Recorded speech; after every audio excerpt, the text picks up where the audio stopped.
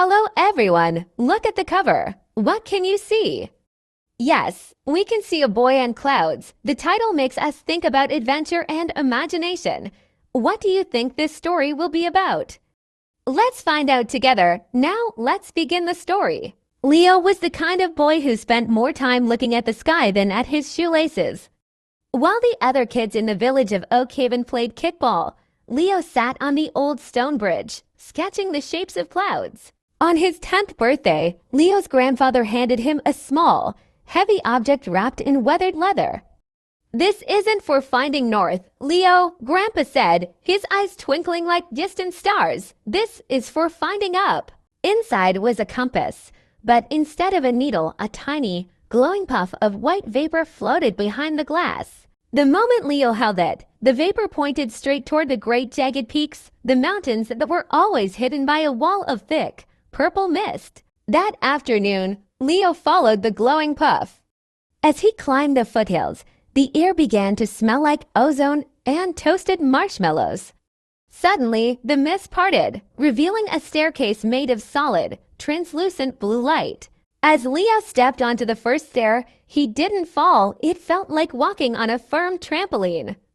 At the top of the stairs sat a creature that looked like a cross between a lion and a giant owl, a griffin.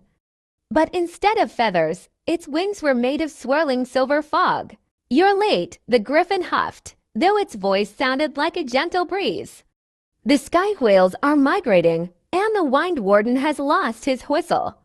If the whales don't hear the song, they'll crash into the mountains." The griffin, whose name was Nimbus, swept Leo onto its back. They soared into the upper blue, a place where the sun never set and islands floated in the air like lily pods in a pond. They found the wind warden, a tiny man with a beard made of actual rain, frantically searching a floating garden. "It fell," the warden cried. "It fell into the sea of shadows." Leo looked down. Below the floating islands was a layer of dark, heavy clouds. Without a word, Leo looked at his grandfather's compass. The tiny cloud inside wasn't pointing forward anymore. It was spinning wildly. It's reacting to the whistle. Realized the whistle is made of the same cloud stuff. Using the compass like a metal detector, Leo guided Nimbus through the dark clouds. The deeper they went, the colder it got. Just as a giant shadow loomed a sky whale drifting aimlessly, the compass glowed bright gold. There, snagged on a jagged piece of floating obsidian, was a small silver whistle. Leo reached out, his fingers brushing the cold metal. He grabbed it just as Nimbus pulled up, narrowly missing the belly of a whale the size of a cruise ship. Leo handed the whistle to the warden, who blew a long, low note. The sound wasn't just a noise.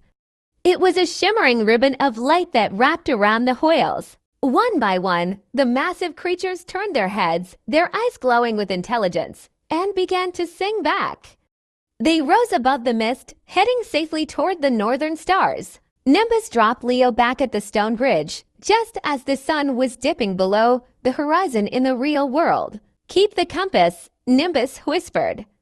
"The sky always needs a scout who knows how to look up." Leo walked home, his shoes covered in silver dust. His mother asked where he'd been all afternoon.